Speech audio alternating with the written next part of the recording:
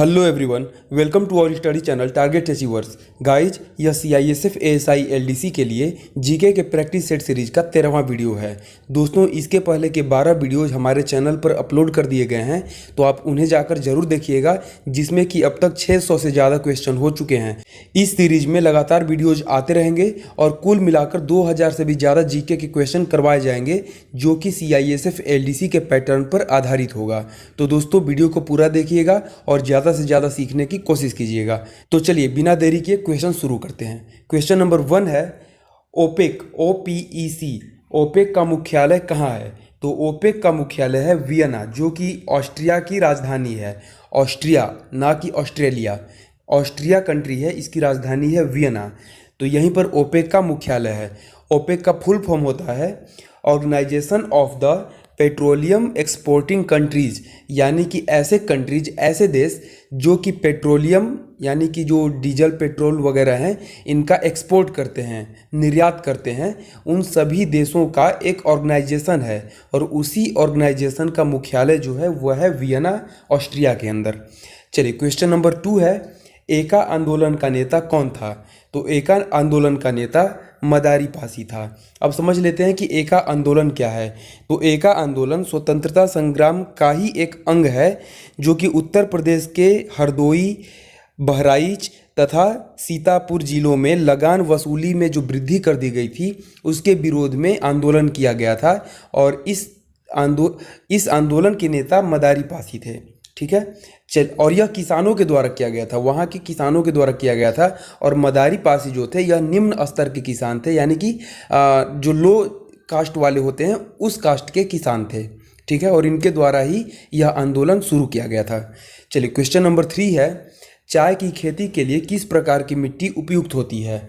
तो याद रखिएगा, चाय की खेती के लिए लेटराइट मिट्टी को उपयुक्त माना जाता है।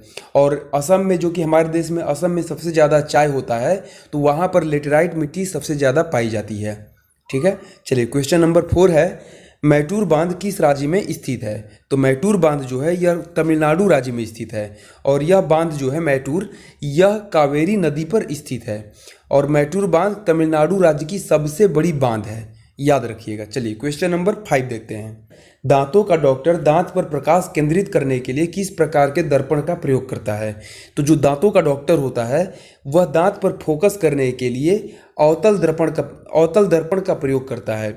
अब देखिए क्या होता है कि बल्ब के द्वारा अवतल दर्पण के ऊपर लाइट आती है और वह रिफ्लेक्ट होकर दांत के ऊपर जाता है। ठीक है, मतलब कि लाइट आई और वह रिफ्लेक्ट होकर दांत के ऊपर चला गया, और वही दांत के ऊपर जाकर वह एक छोटा सा सर्कल का रूप ले लेता है, जिससे कि पूरा लाइट दांत के ऊपर फोकस हो जाता है, जिसके माध्यम से डॉक्टर दांत को अच्छे से देखता है। और उस लाइट को और उस दर्पण को डॉक्टर अपने माथे पे लगाता है। ठीक है, जिससे कि वह फोकस को रिफ्लेक्ट करके दांत पर पहुंचा सके। चलिए, क्वेश्चन नंबर 6 है, अधिक ऊंचाई पर जाने के बाद पानी कितने डिग्री तापमान पर उबलने लगता है? तो देखिए, जो पानी है, यह नॉर्मल जो दबाव होता है, वायुमंडलीय दाब होता है हमारे पृथ्वी पर, इसमें 100 डिग्री के ऊपर जाने पर ही टेम्परेचर 100 डिग्री से ऊपर जाता है, तभी पानी बॉयल होने लगता है। लेकिन जब हम ऊपर चले जाते हैं, यानी कि अधिक ऊंचाई पर, जैसे पहाड़ों पर चले जाते हैं, तो पानी 100 डिग्री सेल्सियस से कम तापमान रहता है, यानी कि 95-96 डिग्री सेल्सियस रहता है, उसी तापमान पर बॉयल होने लगता है, यानी कि उबलने लगता है। तो यहाँ पर सही आंसर हो जाएगा 100 डिग्री सेल्सियस से कम तापमान पर। ठीक है, क्वेश्चन नंबर 7 है, इलेक्ट्रॉन में कैसा आवेश होता है? तो याद रखिएगा, इलेक्ट्रॉन में ऋणात्मक आवेश होता है। देखिए, यहाँ पर याद रखने वाली बात है कि किसी भी पदार्थ के परमाणु में 3 सूक्ष्मतम कण होते हैं, इलेक्ट्रॉन, प्रोटॉन और न्यूट्रॉन। अब इनके चार्ज को देख लेते हैं कि इनमें किन किन प्रकार के चार्ज यानी कि आवेश पाए जाते हैं। तो देखिए, इलेक्ट्रॉन में यहाँ पर दिया गया है ऋणात्मक आवेश पाया जाता है। इसके बाद प्रोटॉन होता है, उसमें धनात्मक चार्ज पाया जाता है, यानी कि धनात्मक आवेश पाया जाता है। और जो न्यूट्रॉन होता है वह न्यूट्रल होता है, यानी कि उसमें ना तो पॉजिटिव होता है ना नेगेटिव होता है, यानी कि वह न्यूट्रल होता है। ठीक है, यानी यहाँ पर क्लियर हो गया कि इलेक्ट्रॉन ऋणावेशित होता है, प्रोटॉन धनावेशित होता है, और न्यूट्रॉन जो है वह उस पर किसी भी प्रकार का आवेश नहीं होता है, यानी कि वह न्यूट्रल होता है। चलिए क्वेश्चन नंबर 8 है, सूर्य और पृथ्वी के बीच चंद्रमा के आने से क्या होता है। तो देखिए, सूर्य और पृथ्वी के बीच में जब चंद्रमा आ जाता है तो सूर्य का कुछ भाग चंद्रमा से ढक जाता है, जो कि पृथ्वी तक नहीं पहुंच पाता, और जिसके कारण सूर्य हमें कटा हुआ दिखाई देता है, यानी कि सूर्य ग्रहण लग जाता है। ठीक है, चंद्रमा से ढक जाने के कारण हमें सूर्य नहीं दिखाई देता और हम कहते हैं कि सूर्य ग्रहण लगा हुआ है। तो यहाँ पर सही आंसर हो जाएगा सूर्य ग्रहण। ठीक है, क्वेश्चन नंबर 9 है, कंप्यूटर का वायरस वास्तविक रूप से क्या होता है। तो कंप्यूटर का वायरस एक तरह का प्रोग्राम होता है। कभी भी कंप्यूटर का वायरस किसी तरह का विषाणु नहीं होता है, यानी वायरस नहीं होता है एक्चुअल में। वह एक प्रोग्राम होता है जो कि कुछ ऐसे व्यक्ति के द्वारा बनाया जाता है जो गलत इरादे से किसी के कंप्यूटर को हैक करने के लिए इस तरह का वायरस बनाते हैं, यानी कि इस तरह का एक प्रोग्राम बनाते हैं और उसे वायरल कर देते हैं। तो यहाँ पर क्लियर हो गया आपको कि कंप्यूटर का वायरस एक प्रोग्राम होता है। चलिए क्वेश्चन नंबर 10 है, डेल्टा बनाने वाली भारत की 3 प्रमुख नदियां कौन कौन सी हैं। तो डेल्टा बनाने वाली 3 प्रमुख नदियां हैं गंगा, कावेरी तथा महानदी। याद रखिएगा, गंगा, कावेरी तथा महानदी, ये 3 नदियां डेल्टा बनाती हैं। चलिए क्वेश्चन नंबर 11 है, भारत में होम रूल लीग की स्थापना तिलक और एनी बेसेंट ने कब की थी। तो पहली चीज़ तो आपको याद रखना है कि होम रूल लीग की स्थापना बाल गंगाधर तिलक और एनी बेसेंट ने किया था। अब बात आती है कि होम रूल लीग की स्थापना कब की गई थी। तो यह 1916 ईस्वी में की गई थी। चलिए क्वेश्चन नंबर 12 देखते हैं, मनुष्य के लिए सबसे हानिकारक विकिरण वाली किरण कौन सी है। मनुष्य के लिए सबसे हानिकारक विकिरण वाली किरण कौन सी है। तो यह है गामा किरणें। अब देखिए, जो गामा किरणें होती हैं इसकी भेदन क्षमता सबसे ज़्यादा होती है। ठीक है, तो इसी के कारण मनुष्य के शरीर को यह जल्दी भेद लेती है, यानी कि सबसे पावरफुल तरीके से भेद लेती है, जिसके कारण मनुष्य के शरीर में कैंसर होने का संभावना बढ़ जाता है। तो यहाँ पर गामा किरणें सही होगा, यानी कि गामा रेज। ठीक है, वैसे तो अल्फा, बीटा, एक्सरेज ये सभी हानिकारक होती हैं, लेकिन सबसे ज़्यादा हानिकारक गामा किरणें होती हैं। चलिए क्वेश्चन नंबर 13 है, आँखों के पीछे का पृष्ठ क्या कहलाता है। तो आँखों के सबसे पीछे का जो पृष्ठ होता है वह दृष्टिपटल कहलाता है। ठीक है, आँखों के पीछे का पृष्ठ दृष्टिपटल कहलाता है। इसी पर किसी भी चीज़ का, किसी भी वस्तु का फाइनल इमेज बनता है और उसी इमेज के थ्रू हम किसी भी वस्तु को पहचान लेते हैं कि यह वस्तु क्या चीज़ है। चलिए क्वेश्चन नंबर 14 है, किस तापमान पर जल का घनत्व सबसे अधिक होता है। तो 4 डिग्री सेल्सियस पर जल का घनत्व सबसे ज़्यादा होता है। अगर 4 डिग्री सेल्सियस से ज़्यादा टेम्परेचर हो तो भी जल का घनत्व कम होने लगता है, और अगर 4 डिग्री सेल्सियस से कम भी टेम्परेचर हो तो जल का घनत्व कम होने लगता है। लेकिन 4 डिग्री सेल्सियस पर पहुंचकर जल अपने मतलब सबसे ज़्यादा घनत्व के रूप में आ जाता है। चलिए क्वेश्चन नंबर 15 है, लाल बहादुर शास्त्री के समाधि स्थल का क्या नाम है। तो लाल बहादुर शास्त्री के समाधि स्थल का नाम विजय घाट है। इसको याद करने के लिए एक ट्रिक बता देता हूँ।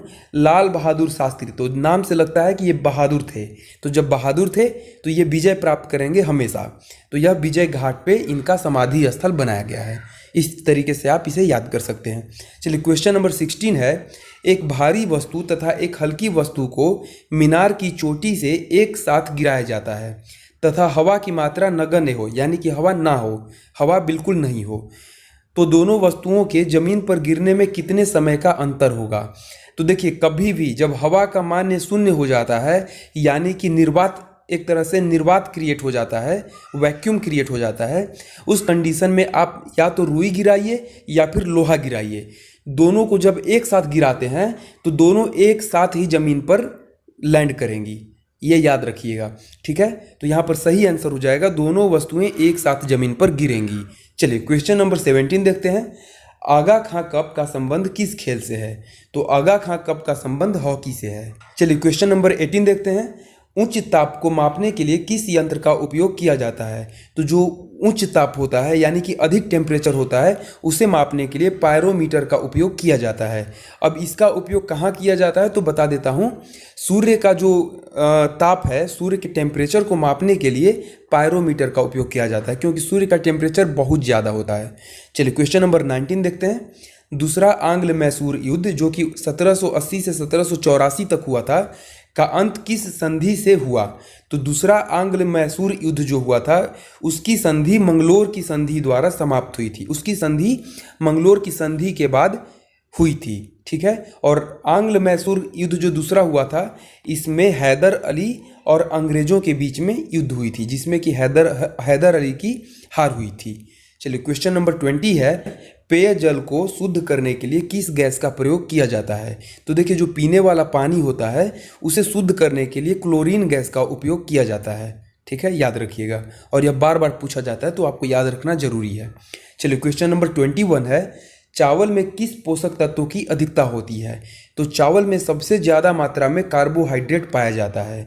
अगर आपको बहुत ज़्यादा फिजिकल वर्क करना है तो आप चावल खाइए और चावल से आपको इंस्टेंट एनर्जी मिलेगा, जिससे कि आप काम को अच्छे से कर सकते हैं, आपके अंदर एनर्जी महसूस होगा, ठीक है। तो यहाँ पर क्वेश्चन का आंसर हो जाएगा कार्बोहाइड्रेट। चलिए क्वेश्चन नंबर 22 है, मुक्त रूप से लटकती हुई चुंबकीय सुई किस दिशा में रुकती है?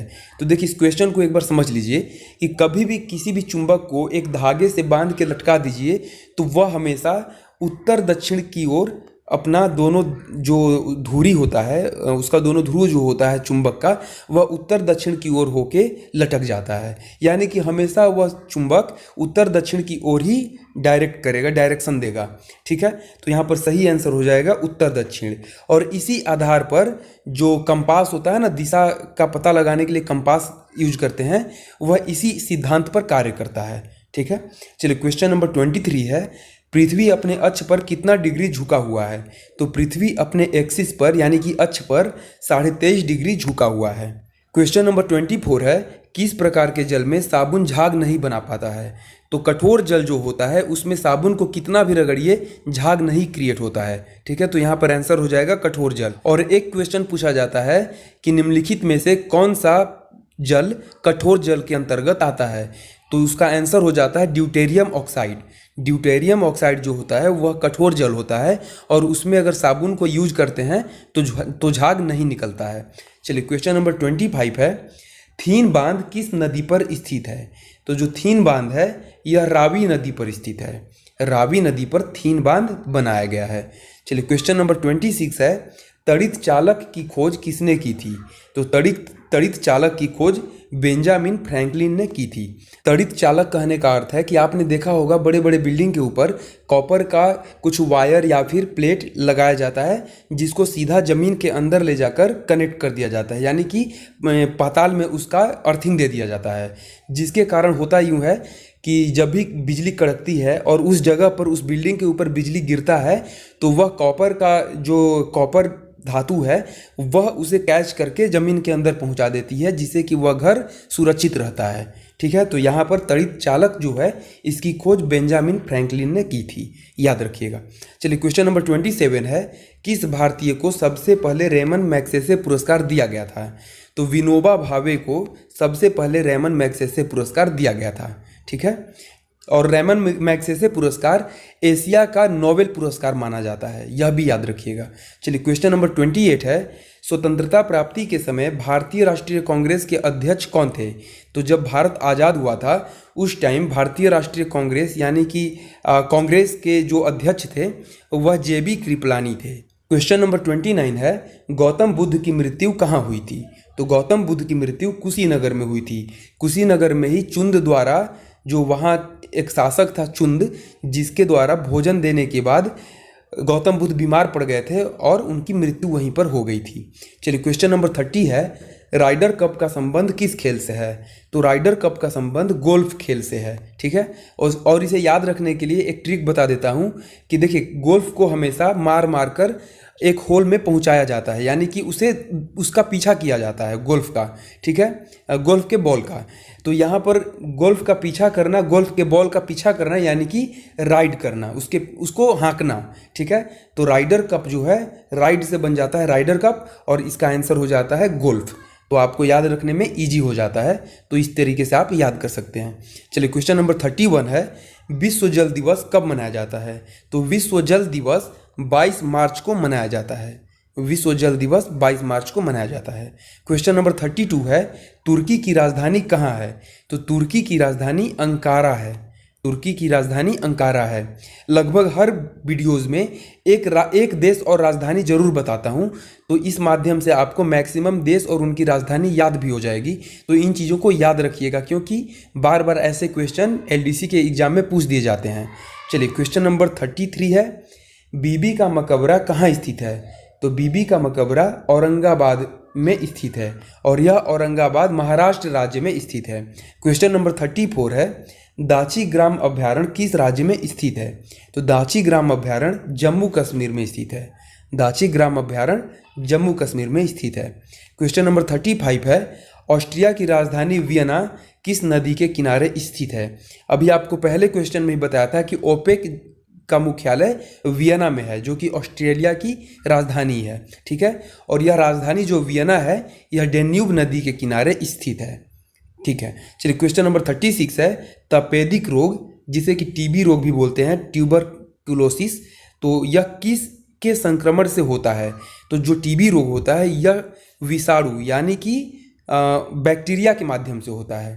ठीक है, बैक्टीरिया के द्वारा यह तपेदिक रोग यानी कि टीबी होता है। चलिए क्वेश्चन नंबर 37 है, इंदिरा गांधी नहर किस नदी से जल प्राप्त करता है? तो जो इंदिरा गांधी नहर है यह सतलज नदी को काटकर एक नहर बनाया गया है, जिससे कि इंदिरा गांधी में जल जाता है। और यह इंदिरा गांधी नहर राजस्थान राज्य में सिंचाई के लिए बहुत ही ज़्यादा उपयुक्त माना जाता है, मतलब कि राजस्थान राज्य के लिए यह बहुत ज़्यादा इम्पोर्टेंट होता है इंदिरा गांधी नहर। इसके द्वारा वहाँ का जो सूखा है बहुत हद तक कंट्रोल कर दिया गया है। चलिए क्वेश्चन नंबर 38 है, रुद्र सागर झील किस राज्य में स्थित है? तो रुद्र सागर झील मध्य प्रदेश राज्य में स्थित है। क्वेश्चन नंबर 39 है, यदि दो तत्वों की परमाणु संख्या समान तथा द्रव्यमान संख्या भिन्न भिन्न हो तो उसे क्या कहते हैं? तो जब दो एलिमेंट जिनका की परमाणु संख्या समान हो, यानी एटॉमिक नंबर एक जैसा हो, लेकिन द्रव्यमान संख्या यानी कि एटॉमिक मास अलग अलग हो, तो उसे समस्थानिक बोलते हैं, यानी कि इंग्लिश में इसे आइसोटोप कहा जाता है। चलिए क्वेश्चन नंबर 40 है, सांड की लड़ाई किस देश का राष्ट्रीय खेल है? तो सांड की लड़ाई जो है यह स्पेन देश का राष्ट्रीय खेल है, जिसे बुल फाइटिंग बोलते हैं। तो जो बुल फाइटिंग है यह स्पेन देश का राष्ट्रीय खेल है। चलिए क्वेश्चन नंबर 41 है, यहाँ पर होगा हड़प्पा कालीन, यहाँ पर मिसप्रिंट हो गया है, तो याद रखिएगा यहाँ पर हड़प्पा कालीन है। तो हड़प्पा कालीन बंदरगाह लोथल किस राज्य में स्थित है? तो जो हड़प्पा काल में यानी सिंधु घाटी सभ्यता के समय में लोथल बंदरगाह था वह गुजरात राज्य में स्थित है, और यह लोथल उस समय का सबसे ज़्यादा इम्पोर्टेंट बंदरगाह था। इसी के माध्यम से मैक्सिमम एक्सपोर्ट और इंपोर्ट किया जाता था। चलिए क्वेश्चन नंबर 42 है, फोटोग्राफी में फिक्सर के रूप में किस पदार्थ का प्रयोग किया जाता है? किस पदार्थ का उपयोग किया जाता है? तो फोटोग्राफी में जो फिक्सर होता है यानी कि पेज के ऊपर जो कलर चिपकते हैं तो उसे फिक्सर बोलते हैं, यानी फिक्स किया जाता है कलर को। तो उस फिक्सर के रूप में सोडियम थायोसल्फेट का प्रयोग किया जाता है। ठीक है, सोडियम थायोसल्फेट का प्रयोग फोटोग्राफी में फिक्सर के रूप में किया जाता है। क्वेश्चन नंबर 43 है, जिस प्रकार सिंधु घाटी सभ्यता नगरीय सभ्यता थी, इसी प्रकार वैदिक सभ्यता कैसी सभ्यता थी? तो देखिए यहाँ पर याद रखिएगा, सिंधु घाटी सभ्यता जो थी यह नगरीय सभ्यता थी, यानी कि यहाँ पर शहरीकरण जैसा सिचुएशन क्रिएट हो गया था। लेकिन जो वैदिक सभ्यता थी यह एक ग्रामीण सभ्यता हो गई थी। यानी यहाँ पर सोचने वाली बात है कि पहले आया था सिंधु घाटी सभ्यता और वह एक तरह से शहरी सभ्यता थी, और उसके बाद में आया यानी कि जहाँ डेवलप होना चाहिए वहाँ पर हम और नीचे चले गए। वैदिक सभ्यता जब आई वहाँ लोग ग्रामीण तरह से रहने लगे, यानी कि यहाँ के लोग मवेशियों को पालते थे और एक जगह से दूसरे जगह पर घूम घूम कर उनके चारा के लिए बंदोबस्त करते थे। ठीक है, तो यहाँ पर सही आंसर हो जाएगा वैदिक सभ्यता ग्रामीण सभ्यता थी। क्वेश्चन नंबर 44 है, विश्व के मानचित्र के सर्वप्रथम निर्माणकर्ता कौन थे? तो जो विश्व का मानचित्र सबसे पहले बनाया था वो बनाया था अलेक्जेंडर ने विश्व का सबसे पहला मानचित्र बनाया था, और वह यूनान देश के रहने वाले थे। क्वेश्चन नंबर 45 है, न्याय की जंजीर किस शासक ने स्थापित की थी? तो न्याय की जंजीर जो थी यह जहांगीर ने स्थापित की थी, यानी कि न्याय की जंजीर को जहांगीर ने बनवाया था। चलिए क्वेश्चन नंबर 46 है, 1 डिग्री देशांतर को पार करने में 2 स्थानीय समय के बीच कितने मिनट का अंतर होता है। तो देखिए, देशांतर रेखा पर जब 1 डिग्री को आप क्रॉस कर जाते हैं तो 4 मिनट का अंतर होता है। याद रखिएगा, जब 1 डिग्री को क्रॉस करते हैं देशांतर रेखा पर तो 4 मिनट का अंतर होता है। और इस हिसाब से अगर आप 15 डिग्री क्रॉस करते हैं, यानी कि जो लंबी लंबी लाइन होती है ना ऊपर से नीचे पृथ्वी पर ग्लोब के ऊपर, तो उसे अगर आप 15 डिग्री क्रॉस करते हैं तो 1 घंटे का अंतर आता है। ठीक है, तो इसी से रिलेटेड एक क्वेश्चन पूछा जाता है कि भारत में अरुणाचल प्रदेश और गुजरात के बीच में कितने घंटे का अंतर होता है। तो 2 घंटे का अंतर होता है, यानी कि लगभग 30 डिग्री का अंतर होता है देशांतर रेखा में। 15 डिग्री में 1 घंटे का अंतर होता है, इस हिसाब से 30 डिग्री में 2 घंटे का अंतर होगा। तो गुजरात से लेकर अरुणाचल प्रदेश के बीच में लगभग 30 डिग्री का डिफरेंस होता है, 30 डिग्री देशांतर रेखा का डिफरेंस होता है। चलिए क्वेश्चन नंबर 47 देखते हैं। भारत के संविधान को कब अंगीकृत किया गया था। तो भारत के संविधान को 26 नवंबर 1949 को अंगीकृत किया गया था और यह संसद के द्वारा, संविधान सभा के द्वारा अंगीकृत किया गया था। लेकिन पूरे देश में जब लागू किया गया था वह समय था 26 जनवरी 1950। ठीक है, तो यहाँ पर कंफ्यूज मत होइएगा। 26 नवंबर 1949 को अंगीकृत किया गया था और 26 जनवरी 1950 को लागू किया गया था। चलिए क्वेश्चन नंबर 48 है, पीलिया रोग में कौन सा अंग प्रभावित होता है। तो पीलिया रोग को बोलते हैं ज्वाइंटिस।